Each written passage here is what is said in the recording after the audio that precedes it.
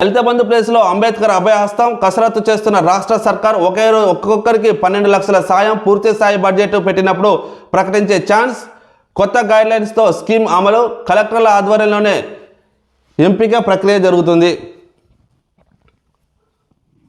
అంబేద్కర్ దళిత బంధువు అని చెప్పేసి ఇంతకుముందు దళిత బంధువు అని చెప్పేసి గత ప్రభుత్వం ఏదైతే పెట్టిందో ఇప్పుడు దాన్నే ఈ ప్రభుత్వం ఇప్పుడు వచ్చిన కాంగ్రెస్ ప్రభుత్వం మాత్రం అంబేద్కర్ అభయహస్తం అనే పేరు మార్చి అంబేద్కర్ అభయహస్తం అని చెప్పేసి ఒక్కొక్కరికి 12 లక్షల చొప్పున వాళ్ళకి సాయం చేయడం జరుగుతుంది.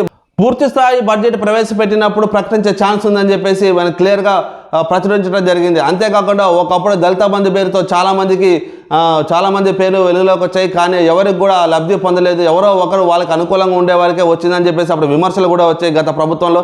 మరి ఇప్పుడు అటువంటి విమర్శలు రాకుండా, అటువంటి వ్యతిరేకత రాకుండా ప్రజల నుంచి ప్రతి ఒక్కరికి అంటే అర్హులైన వారికి కంపల్సరీ మేము ఏదైతే సాయం చేస్తామో 12 లక్షలు అందాలి అనే ఒక సదుద్దేశంతో కాంగ్రెస్ పార్టీ ఉంది.